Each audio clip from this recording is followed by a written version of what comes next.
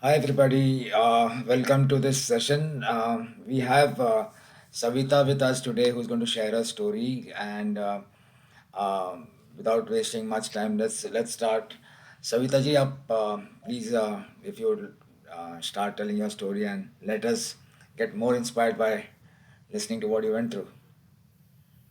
Yeah, thank you, Mehul. And I think ये जो अपना group है, I mean, the Cancer Survivors Committee, it's so inspiring and people get connected so well with all of us who are member of this group. And you all are doing really, really great job. I must appreciate that. And uh, and everyone here is inspired. I mean, everybody is inspiring other person.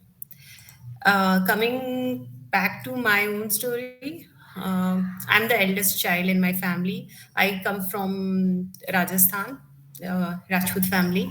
Bangalore में मेरी job है, and I really struggled very hard to get my education. मतलब इतना easy नहीं था, तब तो school भी नहीं भेजते थे. Uh, and being eldest one, it was all like कि my dad was in Air Force,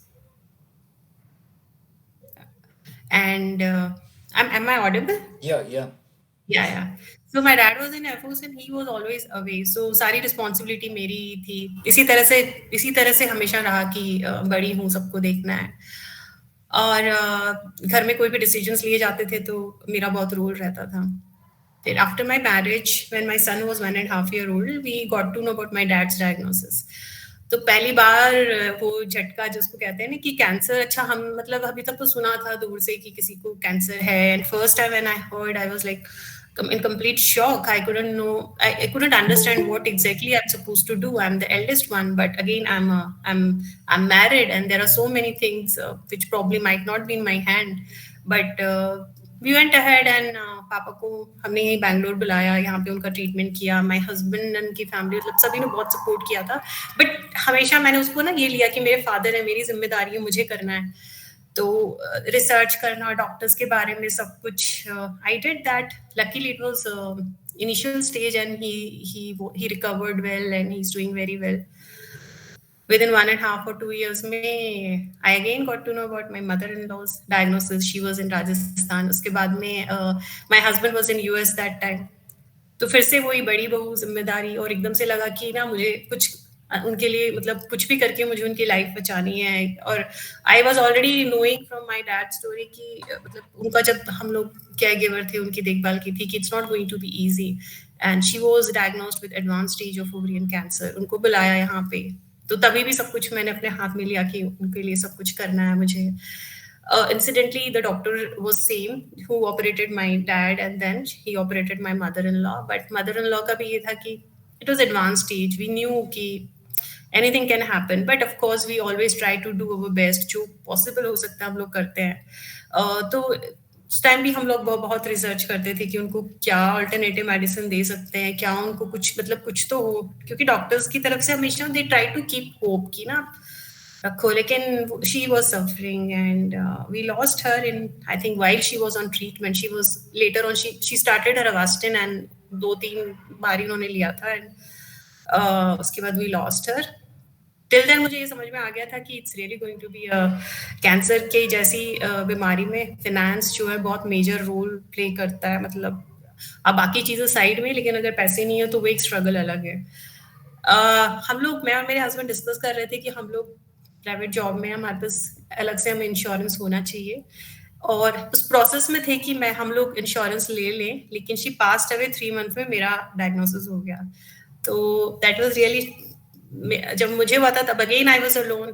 और जैसे ही मुझे हल्का सा भी लगा कि ये cancer, I mean this can be, पता नहीं क्यों मुझे ऐसी फीलिंग है, intuition. I think her patient को एक इंट्यूशन होती है कि सब कुछ, something is not right. Although my gynae was saying that it's all good, but मेरे मन में वो शांति नहीं थी. मुझे लग रहा था कि मैं रूल आउट कर लेती हूँ उसको, कि चले जाते हैं हम लोग. And the one point which I really want to emphasise is कि उस टाइम पे मेरे दिमाग में एक चीज जो बहुत फ्रेश थी, that was something related to one of my friend's mom story, because she was diagnosed with breast cancer. And at my native वहाँ पे she kept going to doctors. She was telling कि just look at this doesn't sounds good. But उन्होंने कहा नहीं, कोई problem नहीं है, आप ठीक हो. It got delayed by 6 months, and then they did a surgery, but it was a general surgeon.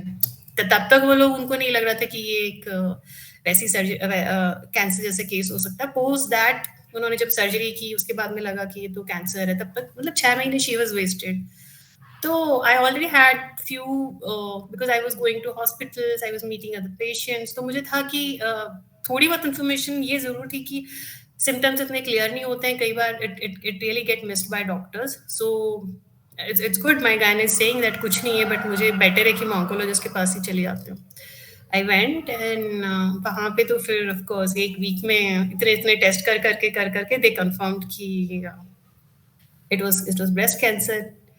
And तब तक मैं अकेले ही डील कर रही थी because my husband was in my native. होता है ना, मतलब मेरी मदर लॉ पास हो गई थी, तो फर्स्ट बड़ा फेस्टिवल था, he has to be there. तो वो लोग वहाँ पे थे and I was suppose to join later for a family wedding. तो तब तक ये समझ में नहीं आ रहा था कि मैं तो खुद तो डर रही थी. मतलब मुझे अभी मैंने देखा है अपने घर के एक मेंबर को इस चीज से गुजरते हुए, वो इतनी मतलब पेन में थी, और मुझे लगा कि ना मतलब शायद मेरा भी एंड ऐसा ही कुछ होने वाला है. और घबरा जाना तो मतलब बहुत ही ज्यादा था.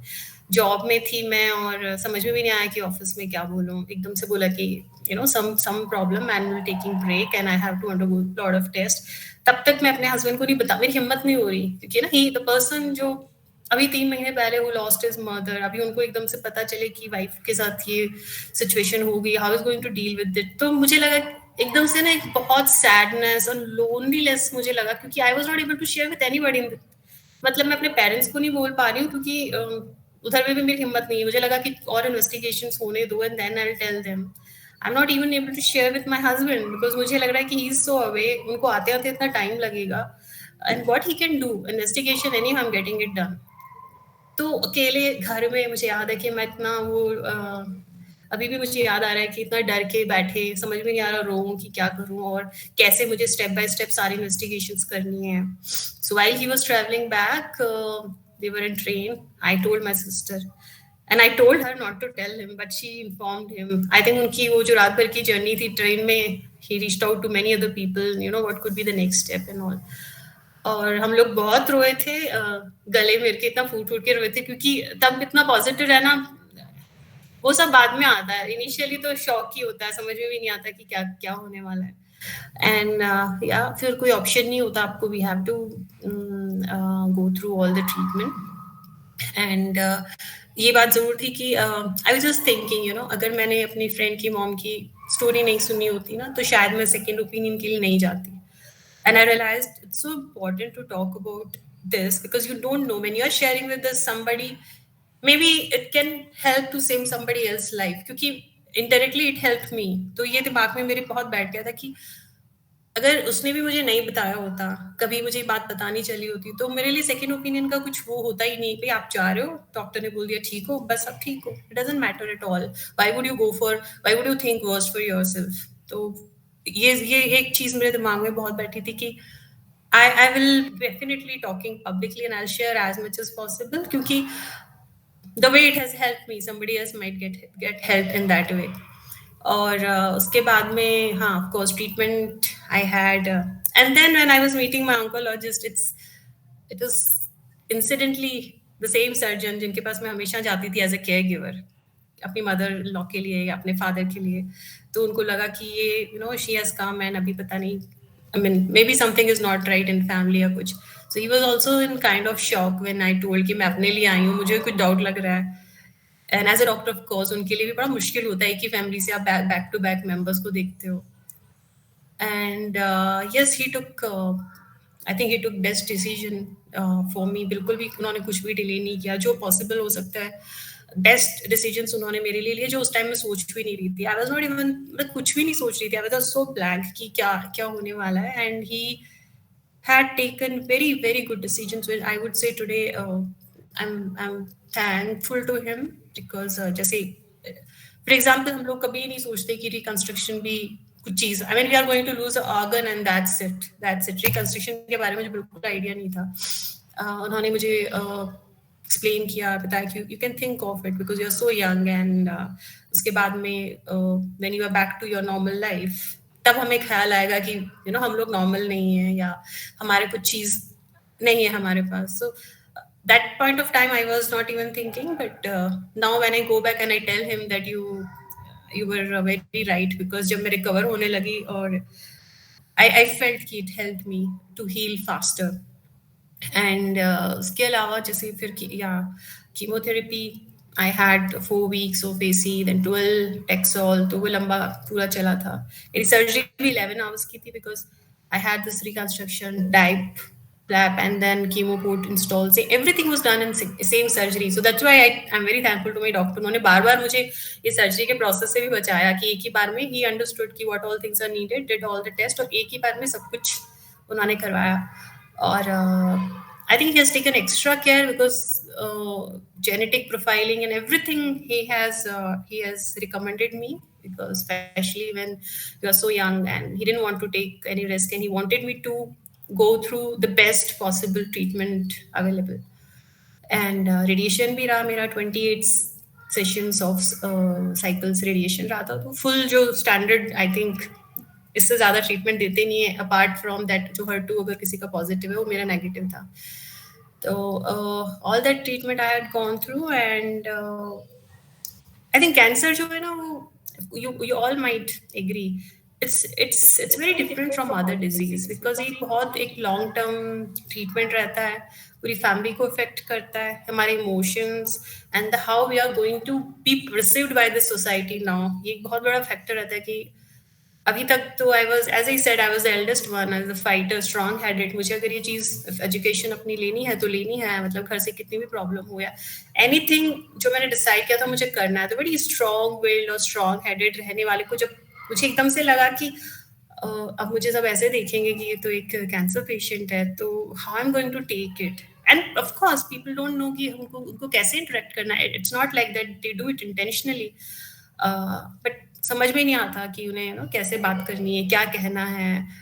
तो ये चीज़ें ऑफ कोर्स ये भी मेरे लिए लर्निंग थी.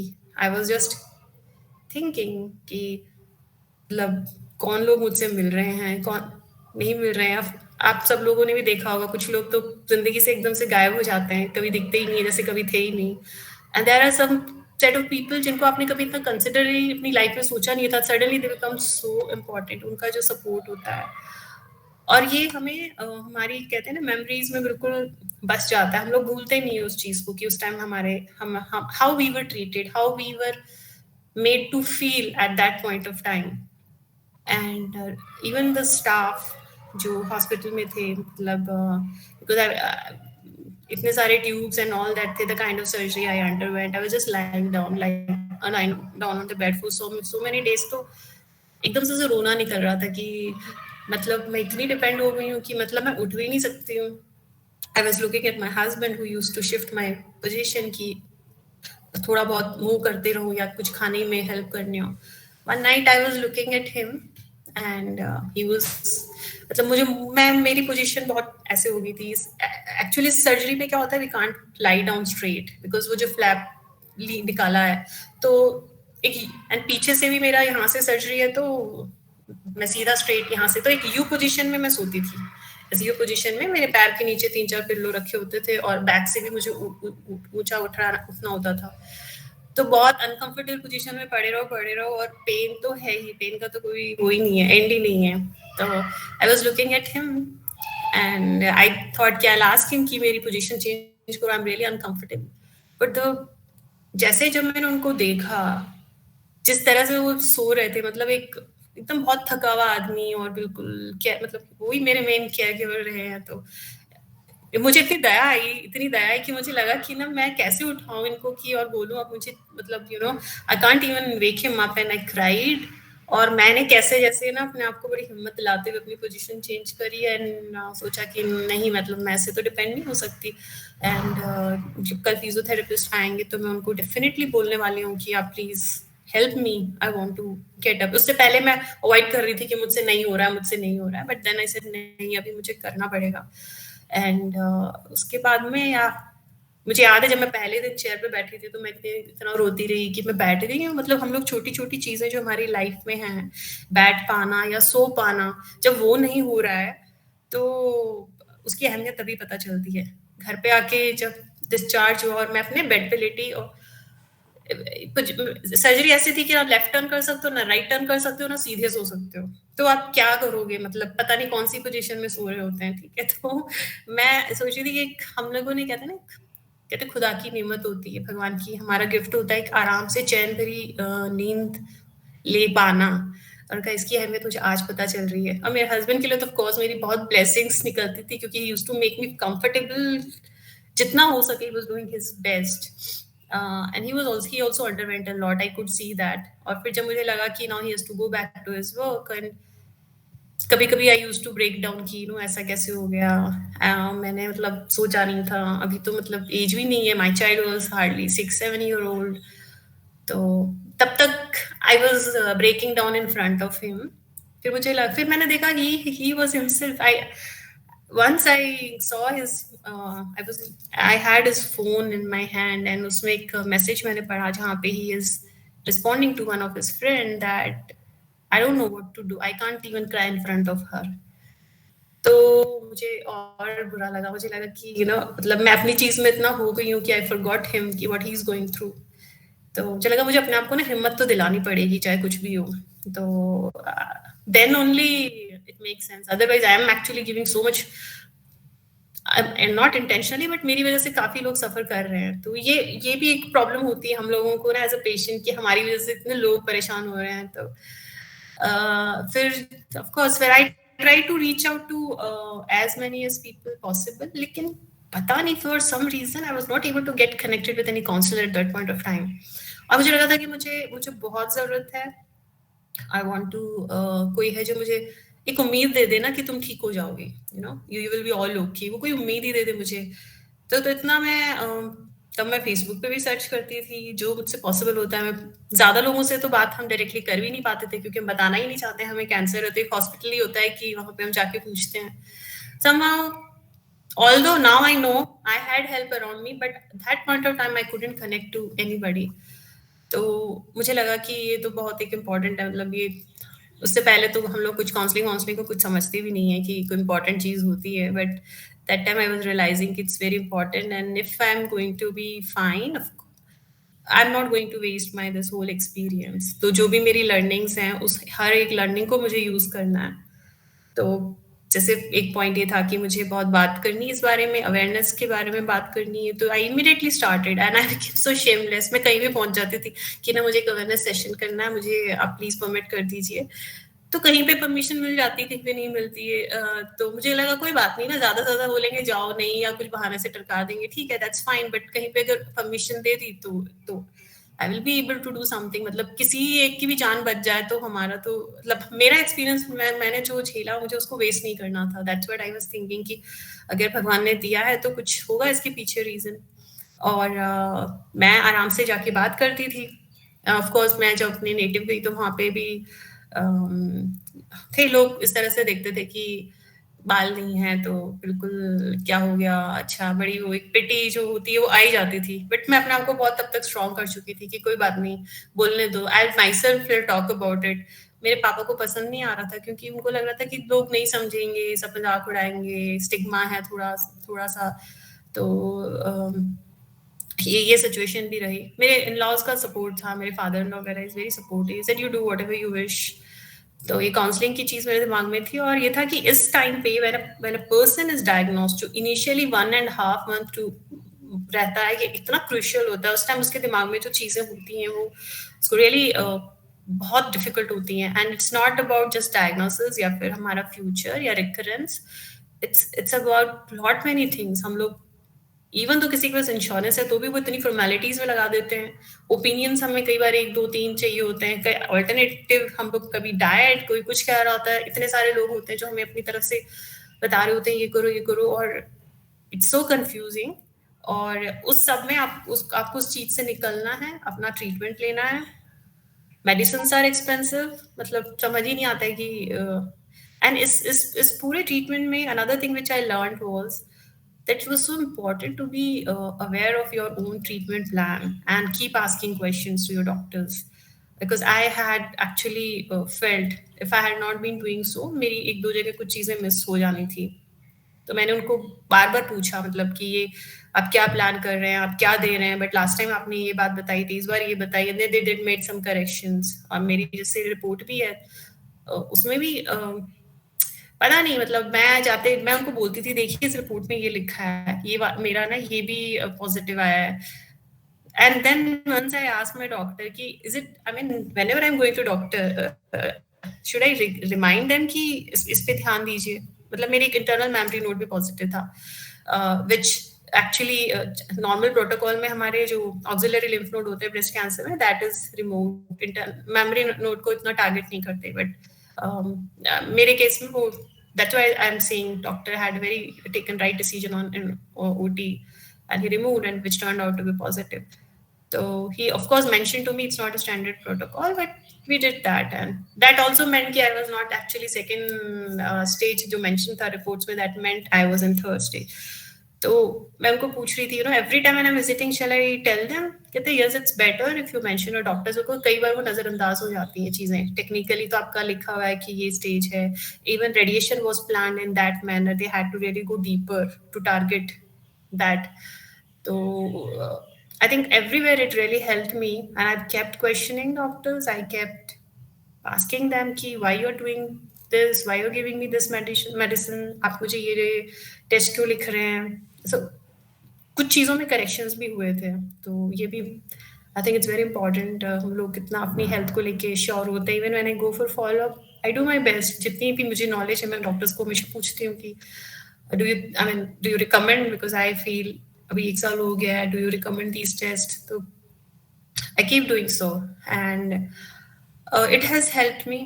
And abhi when I look back and think of all this what I have went through, तो मुझे लगता है, I think now I feel it, I think we all of us feel that it's we are no longer the same person which we used to be. बहुत ज़्यादा changes हो जाते हैं हमारी सोच में, हमारे thought process में. हम लोग life में हमारी priorities change हो जाती हैं, और I think we learn to live in much better or in a meaningful way. And ये सब देखते हुए तो मुझे लगता है कि हाँ ठीक है, कैंसर आया, एक आया, but I learn a lot, and it was Indeed a blessing for me today when I think, and it has given a meaning to my life, because now I'm doing something which is actually giving me that satisfaction. सो उसके बाद में मैंने explore किया बहुत सारी चीज़ें कि कहाँ पे मैं क्या कर सकती हूँ, wherever I can. So I picked up doing counselling at Indian Cancer Society और एंड अदर प्लेसेस. और देन आई थॉट कि I have to improve, I have to get that skill also. ऐसा नहीं होना चाहिए कि एक patient उठ के आ गया है तो वो ही काउंसलिंग कर रहा है. मुझे वो स्किल से भी अपने आप को इक्विप करना है, जो which should be add on, and I can really do it in much efficient manner. So I actually took some courses and doing it and planning to do MA as well. So I had certain plans, certain goals. Ki this is what I want to do, and for that, what all I can work in a professional manner. तो वो भी मैं कर रही हूँ, because ultimately the goal is to help people in the best possible way. वो मुझे half knowledge के साथ भी नहीं जाना है कि अच्छा मैं पेशेंट हूँ तो मैं तुमको.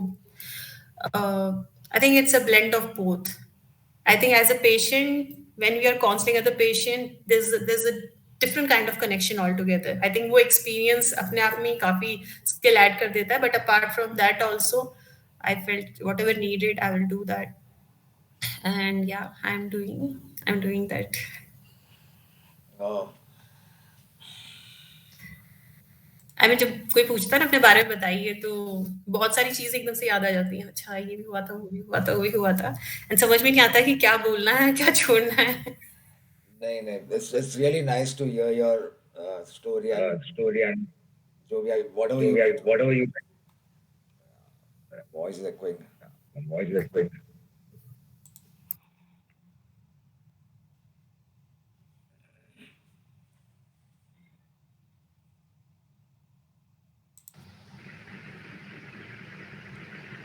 Yeah. Yeah. Any questions? Any Anybody? questions? Anybody? हाय हाय सविता, सविता, आपकी आपकी ऑपरेक्टोमी भी ऑपरेक्टोमी हुई है भी क्या? हुई है क्या? आई थिंक आवाज आई इको हो थिंक रही आवाज है। ही हो रही है। हाँ, किसी का। मैं पूछ रही हूँ आपकी ऑपरेक्टोमी भी हुई है क्या? ब्रेस्ट की सर्जरी हुई थी तब?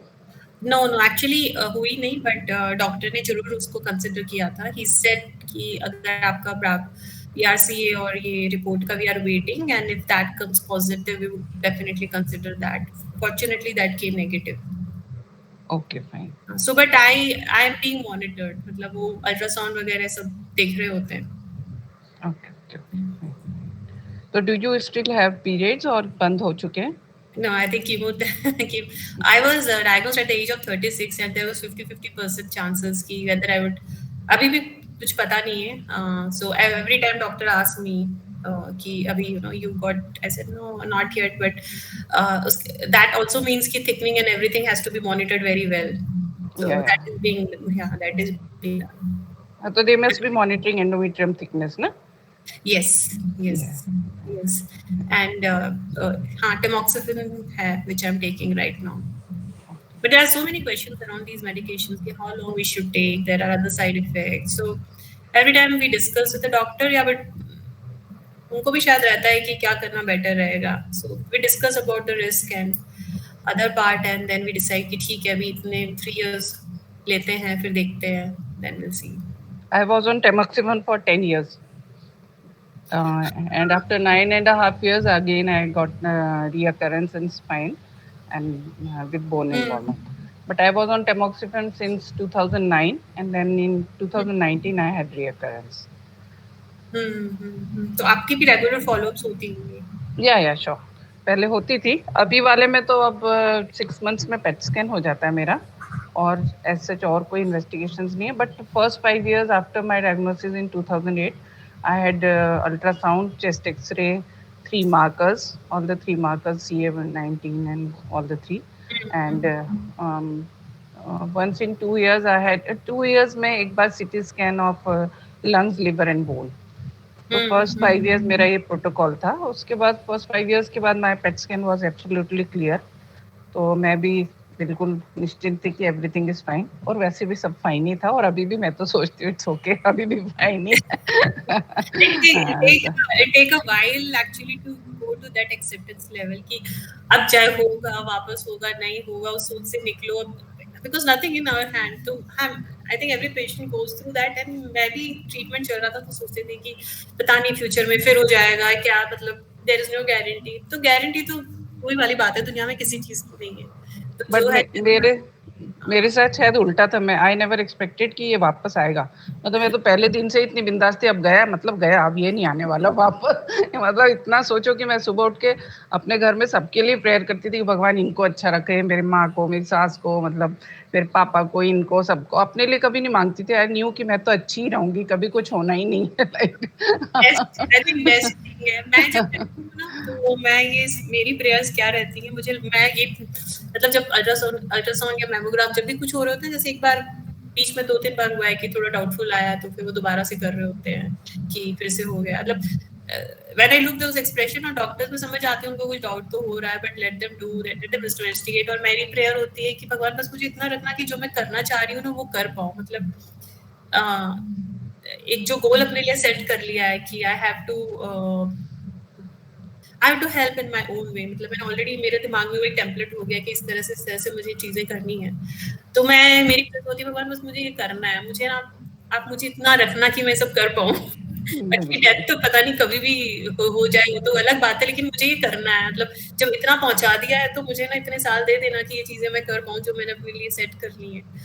ये रहता है. शुरू में बच्चे का भी बहुत रहता था, मुझे बड़ी फिक्र होती थी कि who will take care of him. But I remember एक मेरे हस्बैंड ने मुझे बस एक लाइन कही थी कि आई वाज रियली वरीड कि how what's going to happen to him, कैसे उसका ध्यान रखेंगे. तो और he said कि whatever happen, even worst thing is going to happen, you be assured that I will be taking full care of him. He even went ahead and said that I'm not going to marry because I don't think anybody else can take mother's place. तो मुझे ऐसे लगा कि मैं ऐसे हो गई बिल्कुल कि बस अब तो मैं ट्रीटमेंट ले लूंगी, माय चाइल्ड इज सेफ था, मतलब कुछ नहीं, अगर उनको कुछ हो भी गया ना तो मैं, हाय my husband is going to take care of it. तो उनकी लाइंस, आई थिंक ये जो वरीज होती हैं बड़ी हेल्प कर दे उस टाइम, अगर कोई सॉल्व कर दे किसी भी वे में तो। एंड बड़ा मुश्किल होता है आई थिंक एक पेशेंट के लिए अपनी फैमिली से ये कहना व्हेन ही फील्स दैट अगर डेथ हो गई या कुछ ऐसा हो गया, मान लीजिए ऐसी कंडीशन भी हो गई जहाँ पे वी आर नॉट कॉन्शियस या बात नहीं कर पा रहे हैं, तो what we want from our life, मतलब हम क्या चाहते हैं कि क्या चीजें हमारे बाद में किस तरह से हैंडल हो। तो क्या था ना, वो डिस्कशन के लिए सब ओपन नहीं होते, अरे कुछ नहीं होगा तुम पॉजिटिव रहो। मुझे बड़ा मन का, नहीं मैं पॉजिटिव तो रहूंगी, but I want this thing to be clear कि अगर नहीं कुछ हो जाता है तो फिर आपको क्या करना है, क्या करना है।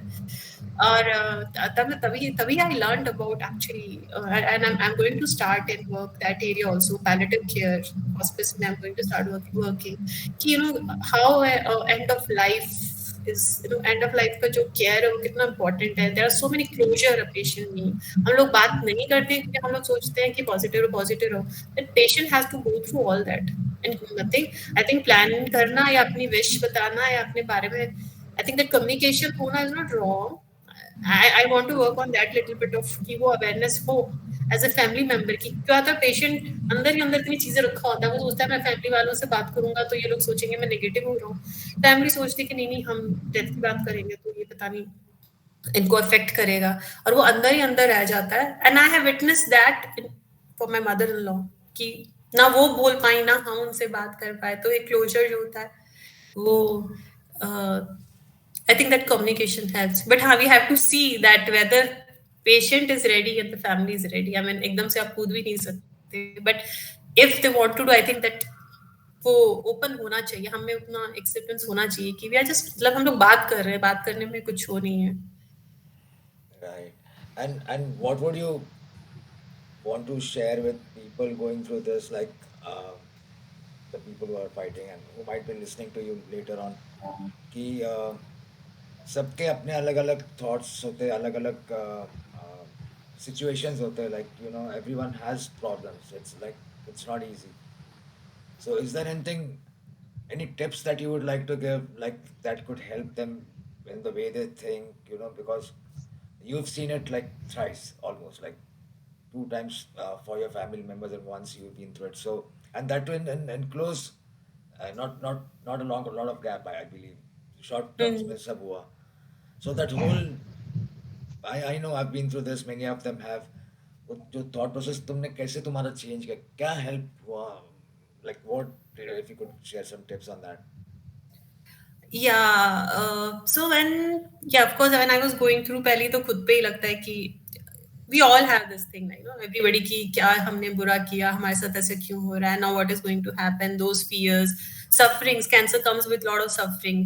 तो मैं I remember यार मरना ही है तो ये हार्ट अटैक क्यों नहीं हो जाता, जल्दी से मर जाएंगे, इस तरह से तड़प तड़प के नहीं मरेंगे, मतलब so many thoughts कि इतनी sufferings है, इसके साथ इतना pain है, तो ये सब रहता है. लेकिन what help is like just to, I think if you find meaning in those sufferings also, right, कि कुछ उससे भी मीनिंग निकलने वाला है या उसमें भी कुछ हम कर सकते हैं. और I think that was one thing. Another part where this recurrence was troubling me, I got connected with one of my friend and she said something which I kept always with me. She said ki see, when it happens it will happen and I will deal with that at that point of time. Why you want to think about it and want to invite the disease? अपने thoughts से तुम्हें क्यों invite करना है? जब होगा तब देखेंगे ना उसको, अभी सोच के क्या करना है. So that was another push. I thought, what can I do by thinking about it? I cannot stop it. If it has to happen, it will happen. I cannot stop. And what I'm going through, मेरे लिए personally ये था कि मेरी family मेरी strength थी. मेरे मतलब जब मैं फैमिली को देखती थी कि उनके लिए मुझे इसके लिए बाहर आना है. But of course I was also looking at another picture, एक अदर, कि ये जो मेरे एक एक्सपीरियंस है, how these experiences can be useful for others, so I can make it useful. अभी रोना धोना करने से कोई मतलब नहीं है कि ये हो गया वो हो गया, अब जिंदगी में पता नहीं, मतलब if we have to be negative and complain we can always choose that. लेकिन उससे ये निकल के आना कि अगर ये हुआ भी है तो क्या उसमें भी कुछ, इससे भी कुछ अच्छा निकल के आ सकता है. आई थिंक उस पर फोकस करने पे, when I focused on that and I started appreciating small things. I mean, हम लोग नॉर्मली नहीं करते हैं, मतलब अभी मुझे हॉस्पिटल के जो स्टाफ होते हैं उनके लिए इतनी वो रहती है कि what kind of work they are doing, हम लोग उतने अप्रिशिएट कभी पास में कभी किए ही नहीं, but how much care we they give, तो उनको एंड ये लोग भी कर रहे हैं और ये क्या कर रहे हैं and what difference it's making in my life, that's what I have to do with others. तो मैंने उसको वही लिया कि आज मुझे जहां से जो चीज अच्छी मिल रही है तो मुझे याद रखना है कि ये मुझे अच्छी चीज मिली है और मेरा जो लर्निंग है वो यहीं से कि ये मुझे वापस देनी है, और अगर मुझे कुछ गलत भी मिल रहा है किसी से तो मुझे याद रखना है कि ये मुझे दूसरों के साथ नहीं करना है। तो मैंने यही रखा, और एंड ऑफ द डे अब जो होना है जो मेरे हाथ में नहीं है, जो मेरे कंट्रोल में नहीं है, ठीक है, अपना माइंड हम लोग अगर हमारी एनर्जी अगर हम लोग ऐसी जगह डाइवर्ट कर ले जहां से कुछ आउटपुट निकले, तो there are certain people I have seen जो ऐसा कुछ नहीं है कि कुछ बहुत उनको कुछ लाइफ में करना है, बट वो अचानक से ना खुश रहना सीख जाते हैं, जैसे उनका पूरा फोकस हो जाता है कि हम ना कॉमेडी सीरियल देखेंगे, मस्ती करेंगे, ट्रैवलिंग करेंगे, अपनी हॉबीज करेंगे, so that is also they are finding meaning कि उन्होंने कुछ अपने लिए भी जिंदगी जी। तो उस टाइम हम जिस भी प्रोसेस से निकल रहे हैं, आई थिंक उसको लेके उसको वहां पे चैनलाइज कर दो जहां से कुछ आप सेटिस्फाई हो, आपका दिल कंटेंट हो कि अगर आज मैं ये दुनिया छोड़ रही हूँ या छोड़ रहा हूँ तो I am happy, I did whatever I could have done with my life. तो मैंने भी यही प्रिपेयर किया, ठीक है, अगर कितना भी है, अगर मैं इस दुनिया से जाते समय ये कह सकूं कि हाँ मैंने सब वो किया जो मैं करना चाहती थी और I am happy with my life, तो ठीक है, फाइन। क्योंकि जब हम एक्सेप्टेंस मोड में हो जाते हैं ना, वर्स्ट क्या होगा, आपको बीमारी होगी ना, worst what can worst is you are going to suffer and you are going to die, that's the worst thing going to happen. So when we prepare ourself for that, that's when it becomes easy. जब तक हम उसमें fight mode में रहते हैं, नहीं नहीं ये हो गया वो हो गया ऐसा क्यों हो गया, तब तक it's not going to help. I remember even looking at my medicine, chemotherapy जब मुझे स्टार्ट हुआ, दैट आई थिंक जिनको भी ये मेडिसिन दी जाती है वो रेड कलर सी होती है, वो दे रहे थे और इतना मैंने सुना हुआ था कि सेंस लाइक अ पॉइजन। तो मैं उसको देख के I looked at my husband and I said कि नो, ये लोग जहर डाल रहे हैं मेरे शरीर पे, क्या कर रहे हैं, मेरा क्या होगा। He was so helpful. He said, do you have any other option? I said, no option. And then I was speaking to my sister and she said, why you're complaining? If you are complaining about your medicine, how is it going to work? तो मैंने next chemotherapy से याद है, I started saying, ये वो medicine है जो मुझे बिल्कुल सही करने वाली है, हीलिंग पावर है, मैजिकल है, ये हुआ है, कुछ कुछ बोलना शुरू कर दिया, rather than complain ये कि ये क्या है, बकवास है करके। इनका ये तो बहुत बहुत बढ़िया मेडिसिन है, मैं तो एकदम इससे एकदम ठीक होने वाली हूँ, मुझे तो कोई साइड इफेक्ट, मतलब the way I think the way we change our thought process, that's how our body going to respond to those medications. तो I mean that's the way even I changed my outlook कि अब मुझे इसको ऐसे करना है, नहीं तो कंप्लेन कर करके करो या खुश रह के करो, you have to go through that.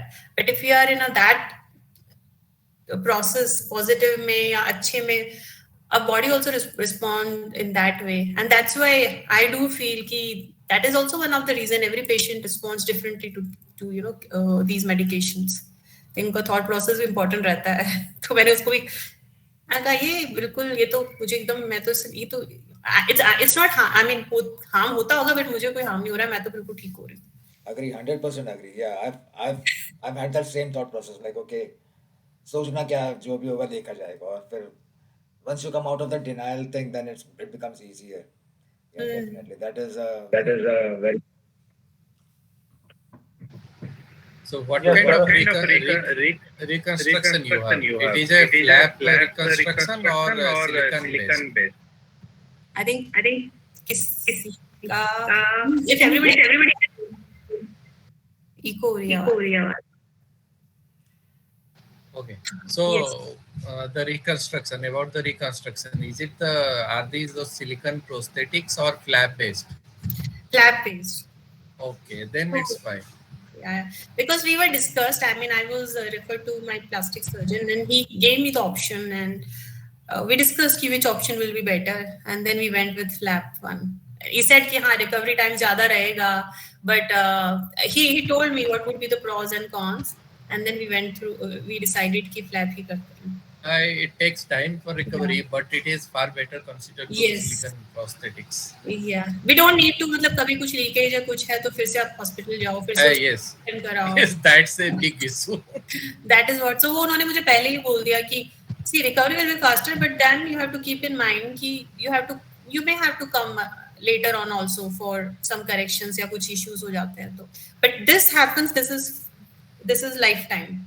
So Yes. Yeah. हाँ, and of course it comes with so many risks, and I mean there are risks कि वो veins और जो भी है वो ठीक से नहीं कर पाते हैं तो they keep checking. I remember like first 48 hours are under observation and keep checking, something goes wrong then they again we have to go through some correction surgery उसी time पे, तो वो बहुत रहता है, crucial period रहता है.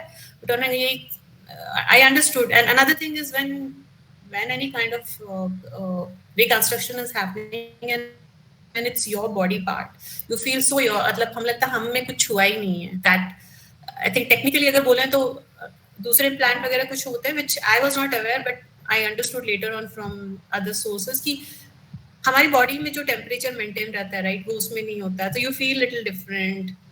And there are some difference, but when it's my body part and it's just here and there, that's it. So I don't feel much difference that way. Yeah, and I'm diverting a thoda sa because I can see Sharad in the meeting. Hey Sharad, how are you, man? Hello, Bia. I am good. Yeah. Don't worry, we all are with you, okay? And everything will be fine. Everything will be fine.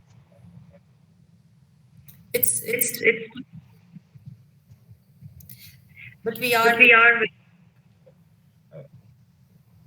Rightly आज सुबह में actually Amit भाई ने भी group में message डाला था कि भाई शरद भाई की बेटी के लिए जरा कुछ मतलब कोई अरेंजमेंट करना है, तो शरद भाई ऐसा मत समझना जैसे जिन लोगों के रिश्तेदार रिलेटिव्स होते हैं ना उनको एक दो होते हैं, अपने पास इतना बड़ा ग्रुप है, आपने देखा होगा कम से कम 50 लोगों ने बोला कि हमारे पास रख जाओ बेटी को. मतलब we are fortunate enough that we having such a great group of people. और आप एक जगह पे हेल्प मांगोगे ना आपको 10 जगह पे हेल्प मिलेगा.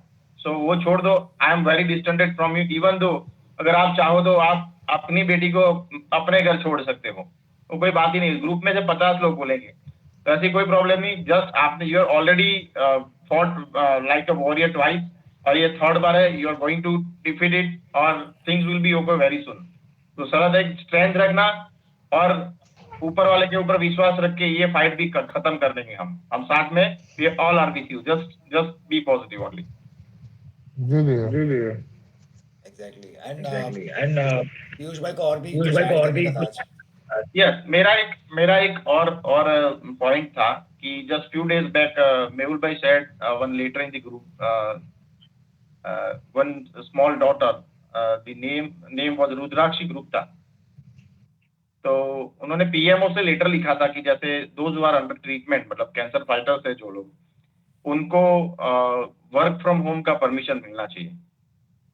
और बहुत सारे पेशेंट्स के साथ अभी दिक्कत है कि जिनके पास मेडिक्लेम्स नहीं है या फिर वो जिनको गवर्नमेंट में ट्रीटमेंट नहीं ले सकते. इनके पास दो प्रॉब्लम्स, एक तो फाइनेंस सबसे बड़ा प्रॉब्लम होता है, दूसरा उनके पास जॉब नहीं रहती because physically they are not in that condition to go to the office and all. So वो कंडीशन में पेशेंट पर्सनली, मतलब जैसे अभी रुद्राक्षी ने अपने पापा के लिए मिस्टर नरेंद्र गुप्ता के लिए पीएमओ से लेटर लिखा है.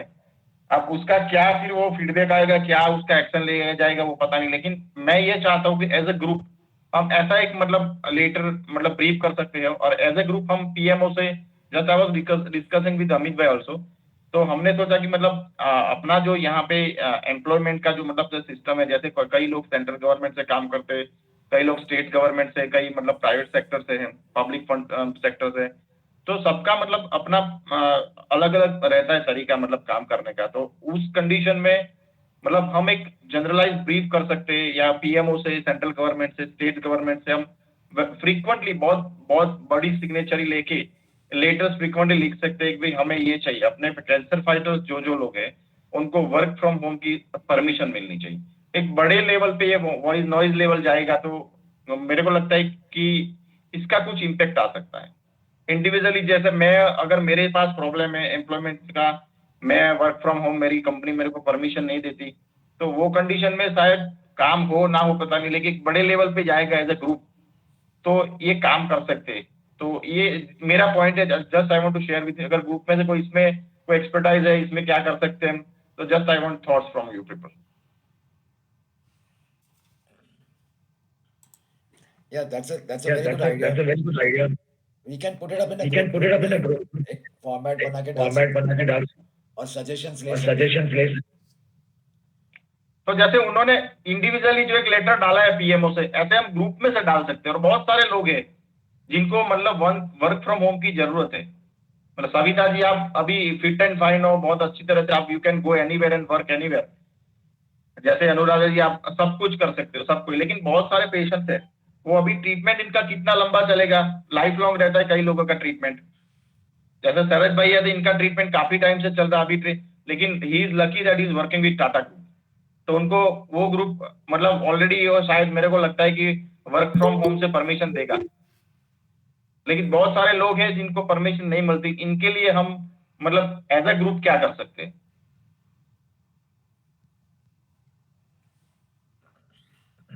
यहाँ पे दो पीयूष भाई थोड़ा म्यूट कर लीजिए. यहाँ पे 2-3 चीजें हैं. फर्स्ट तो हमारा 4 सेक्टरल एम्प्लॉयमेंट्स है. एक सेंट्रल गवर्नमेंट है, दूसरा स्टेट गवर्नमेंट है, तीसरा प्राइवेट सेक्टर है, चौथा पब्लिक सेक्टर है. और इनका सबका पॉलिसीज अलग है. तो हम एक काम कर सकते हैं, हम पहले सारे प्राइम मिनिस्टर ऑफ इंडिया और सारे चीफ मिनिस्टर को एक पिटीशन दे सकते हैं. और दूसरा, अगर कोई ग्रुप में लॉयर है क्या, so that we can file a public interest litigation.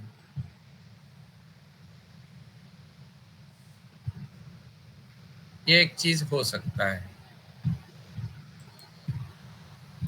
So what we can do is, Amit, we can file a small post. Group में हम डाल सकते हैं कि हमारा ऐसे आज का मीटिंग में हमारा ऐसे प्लान हुआ है. So if there is someone who can help us more. Group में काफ़ी लोग ऐसे हैं जो हेल्प कर सकते हैं, ऐसे मुझे लगता है. काफ़ी लॉयर्स वगैरह भी हैं, but they don't openly normally discuss in the group. So may be someone can come, या अपने पहचान में अगर कोई होगा हु कैन हेल्प, तो वो भी कर सकते हैं. But it's a good idea, we can take it forward from here. Actually मेरे फादर तो लॉयर ही हैं, he is so very senior lawyer. पर मैं यहाँ पे फिर कोशिश कर सकती हूँ, but better it would be कि आप पहले ग्रुप में डालो. लोगों को चाहिए होता है कुछ अपने वो करने के लिए ना, कि उनको भी कुछ शेयर करना है हमारे साथ, या वो कुछ हमारे साथ करना चाहते हैं. तो आप पहले आप पोस्ट कर दीजिए ग्रुप में. In case if anybody responds it's okay, नहीं तो फिर I will go for it. चलेगा, डन. सो नहीं, उससे पहले also we can start a campaign through change.org. I think we can do that, petition all the governments or everyone.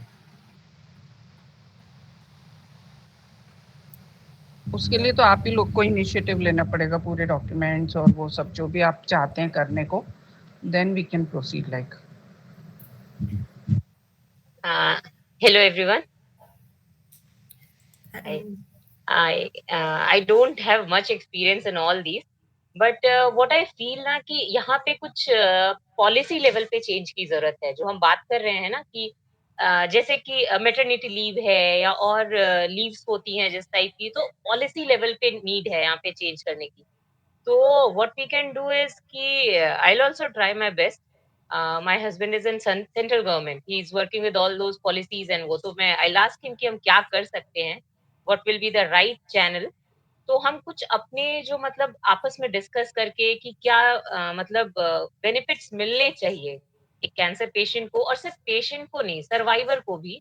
मतलब कुछ time होता है ना कि हम ओवरकम हो जाते हैं इस डिजीज से, लेकिन हमारी मतलब physically we are not so strong कि हम जा सके उठ के ऑफिस भी.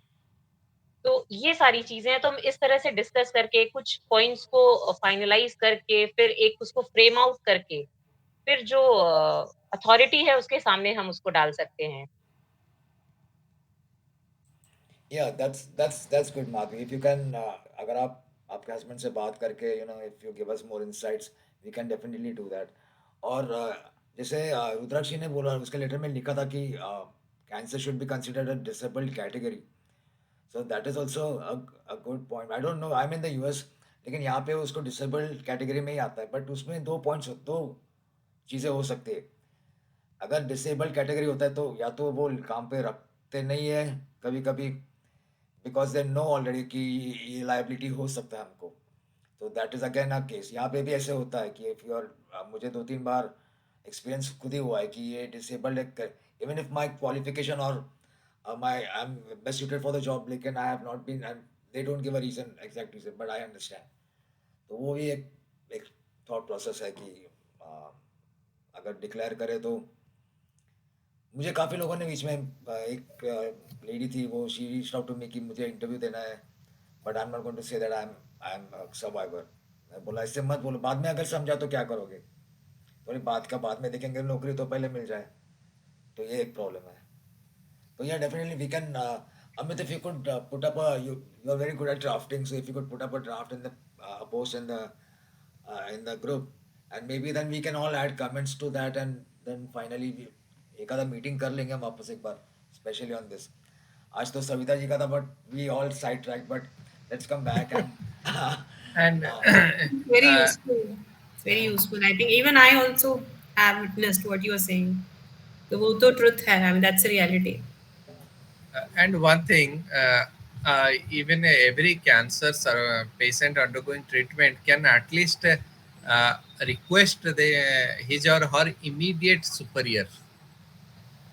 They can allow them to work from home or anything like that for a limited period, like 3 months or 4 months.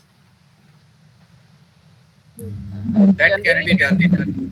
Yeah, I don't know about the corporate sector, but generally people help कि आपको इस तरीके की situation है. तो मतलब I don't know, Indore में तो बहुत सारे लोग हेल्पफुल रहते हैं, जैसे मेरे पहचान में जो काफ़ी सारी टीचर्स थी और वो सब, तो everybody helped a lot. Schools की तरफ से 6 मंथ्स लीव देती थी कि during the time of treatment and all. But और सेक्टर्स में आई डोंट नो कॉर्पोरेट में कैसा रहता है, या और जगह पे आप लोगों के में कैसा रहता है. तो you will have to do that कि वो डॉक्यूमेंटेशन वगैरह करें. एंड आई थिंक एक चीज़ मेरे मन में जो है, वो जो डिसेबल वाली बोल रहे हैं आप मेहुल, उससे तो आई डोंट एग्री. मैं नहीं समझती कि कोई कैंसर पेशेंट डिसेबल्ड हो जाता. मतलब during the time of treatment it's okay, उसके बाद हम कोई डिसेबल नहीं है. I don't want to be in that category. it's not about physically being disabled, but बाकी कंपनी की तरफ से और facilities हैं, ज़्यादा लीव है या something benefits. नहीं, अगर किसी के इमीडिएट सुपीरियर ट्राई करेगा, then at least he can get some benefit. और immediate superior suppose higher authority को लिखेगा. I have seen a case in Punjab. एक लेडीज थी, उसका रेनल इम्पेयरमेंट थी मंडी बोर्ड में. मेरे फादर इन लॉ को उसने रिक्वेस्ट किया, तो उन्होंने फिर सेक्रेटरी फाइनेंस को लिखा, एग्रीकल्चर और फाइनेंस को, और उसको 1 या 1.5 साल तक उसको सैलरी, मेडिकल खर्चा सब मिलता रहा. तो मेरे father in law director finance थे, तो उनके पास आया, वो फॉरवर्ड कर दिए ऊपर. सेम चीज अगर कोई इमीडिएट सुपीरियर उसको आगे फॉरवर्ड करे, तो ये कुछ ना कुछ तो बेनिफिट मिल जाएगा. डिस्क्रिशनरी पावर्स तो होता है. Let's do this. एक काम करते हैं. इंडिविजुअल लेवल पे हर एक आदमी के ऊपर डिपेंड करता है, वो मतलब कैसे देता है. इट इज नॉट जनरलाइज, लेकिन हमें करना है वो, मतलब अगर ये मतलब एक ऑथेंटिक वे से जाए, जनरलाइज मतलब हर एक को इसका एडवांटेज मिले, इस तरह से आगे बढ़ना है. अदरवाइज बहुत सारे लोग मतलब अच्छे होते हैं, जिनको पता पड़ता है कि इसको प्रॉब्लम है, तो उसको कोऑपरेट करेंगे, लेकिन वो सब 100% नहीं होगा ये सब. तो इसीलिए हमें जो करना है, मतलब माधवी राइटली सेड कि उनके हस्बैंड से पता है ये कर सकते हैं हेल्प. बाकी दूसरे भी ग्रुप में अमित भाई एक आप ब्रीफ करके डाल दो, बहुत सारे ओपिनियंस भी आएंगे ग्रुप में से, कितने और भी हेल्प मिल जाएगी ग्रुप में से, उस तरह से हम आगे बढ़ेंगे. बाकी अनुज राजेंद्र हमें हेल्प कर सकते हैं, दूसरे भी बहुत Sorry for interrupting. I think so. There is a provision for 6 months leave for cancer patients in all the organizations, and we have to confirm it. And it is a very right thing Mehulji is saying, that we should do a homework first, and then we should meet again, and then we should take some action. I like the idea of Amitji also of putting this public that's what do you call that application? Yeah, that is also very good idea. Petition truthchange.org. Yeah. That is a very good idea, and Some of us should write applications to the PMO office also. Then only the things will happen. Right, Like right. I am in government of India, so leave is not a problem for me. But yes, there is a problem for people who are suffering from cancer, because I meet them in the hospital. They tell me we have a problem with the leave and all this thing. But yes, there is a problem, no doubt, and we have to take care of this. Right right तो एक काम करते हैं हम post कर देते group में and will again meet specially for this whoever are interested and we'll go forward to Excellent forward. idea. Excellent idea. Excellent idea. चलेगा Basin ji, no problem. And the call might end now, so I want to thank Savita again for her time and sharing her story. And I'm glad that you are a part of our group and definitely going to help others a lot. And we we look forward for going to make the NGO that we are trying to form, and also the litigation and all that we are working on. And we'll keep meeting and talking.